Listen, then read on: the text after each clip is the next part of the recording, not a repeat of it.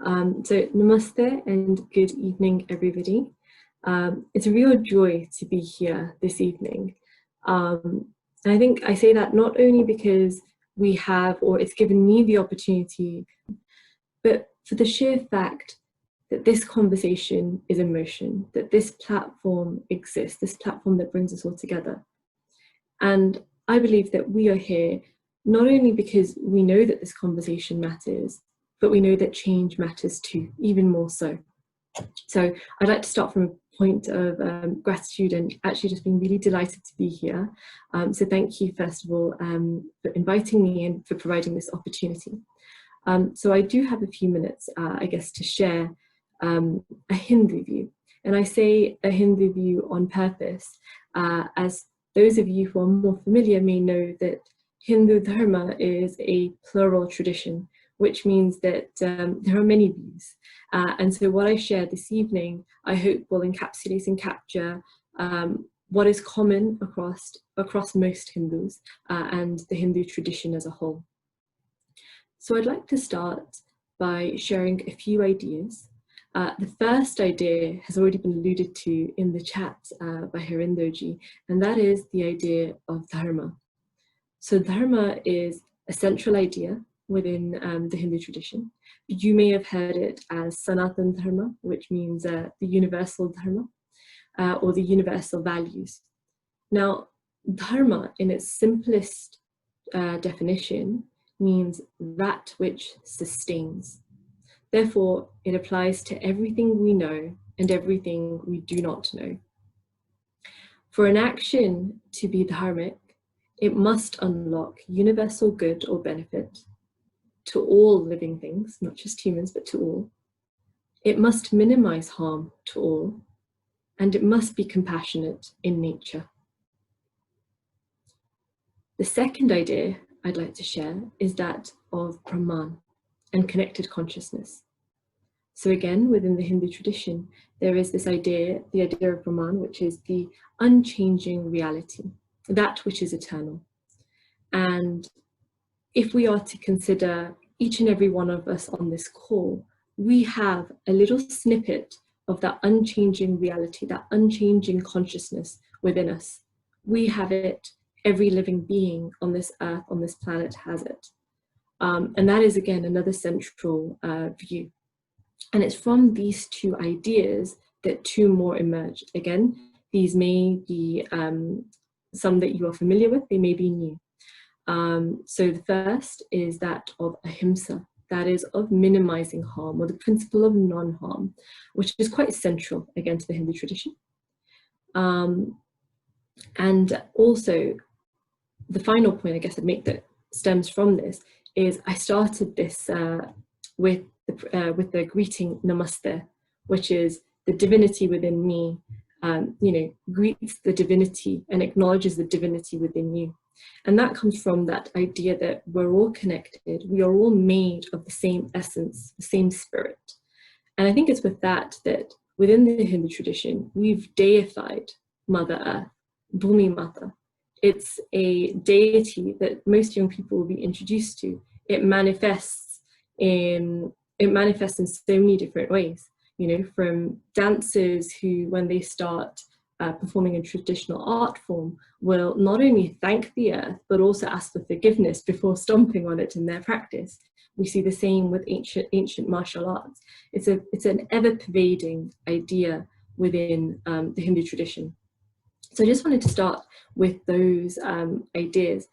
And I think if we are to reflect on them, it's very quick and easy to see that these foundational ideas lead to a subtle but a powerful shift in one's being if we are to assimilate them.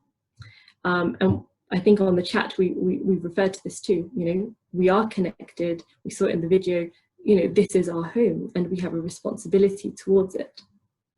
Now, I'm really fortunate to be able to sit with the National Hindu Students Forum that is present and prevalent across universities in the UK. And so I'm able to see these values in action in the student sphere on a regular basis and over a number of years.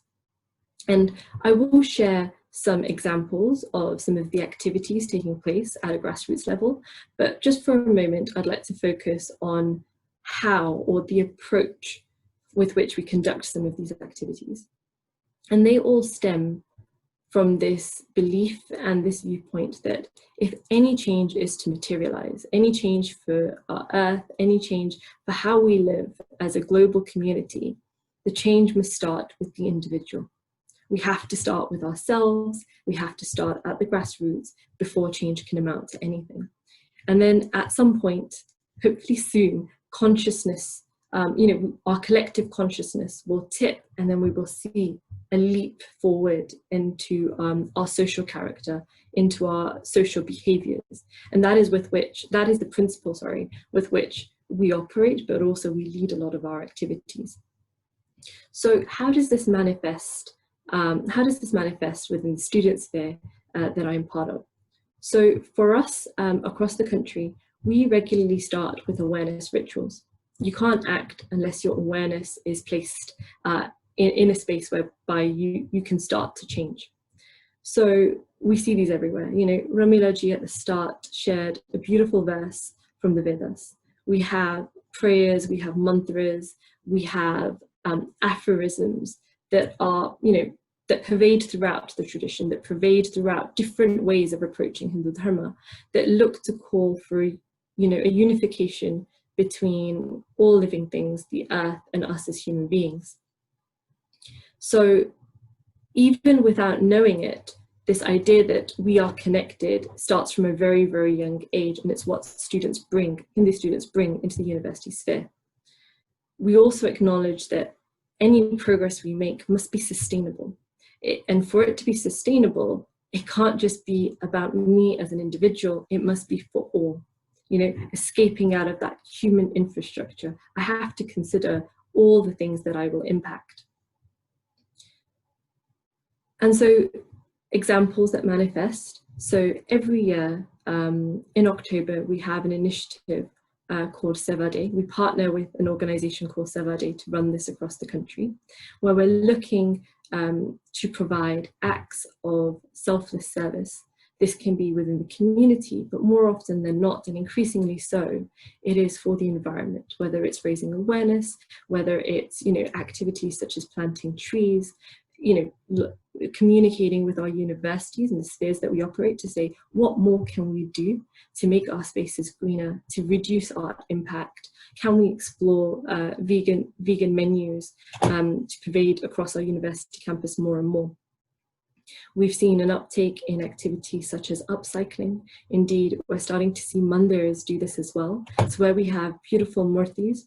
When they do have their wear and tear, rather than buying new ones in, you can actually bring the community together to restore and create something even more majestic as a community. And in doing so, also raise the awareness of why it's important to look after that which we have rather than simply replacing. So these are all small behavioral changes that we're starting to see within the student sphere. We've actually seen this move forward into the community sphere as well. So more and more we're seeing mandirs that are looking at traditions such as pouring milk and saying, actually, this isn't sustainable. This actually, is leading to harm given the dairy industry within the UK. What can we do? And in some cases, we're seeing a minimization, but more often than not, we're seeing a switch to non-dairy products that mean that actually, not only are we minimizing the impact with the ritual, we're able to evolve our tradition, but at the same time, we as a faith center, as a community center, are able to educate everyone that comes to the mandir, comes to the center, as to why we're doing this as well. So I'll pause there with the examples, and I know I'm up against the clock. So final point, which I believe, Shannon, you asked me to touch on, which is what more can we do and where can we go next? So I think I'd reaffirm that, the change starts with us as individuals.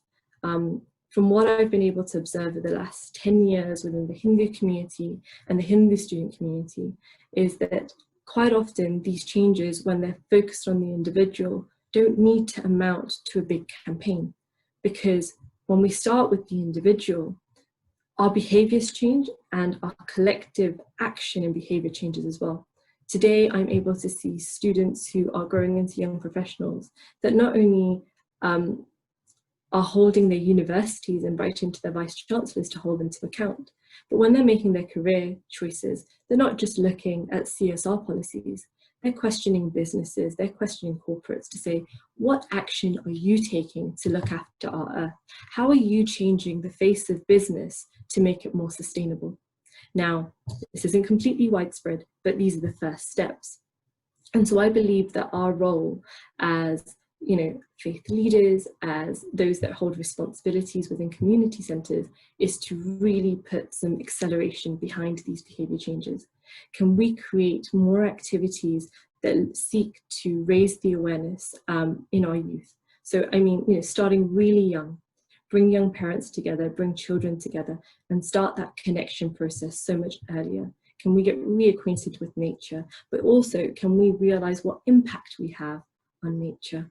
Can we start with small swaps within our community and then popularise them? And in doing so, I hope that not only we'll be able to increase access to better behaviours, but also resources, and increase the awareness and therefore the influence that we have as a collective interfaith community that will really seek to strive,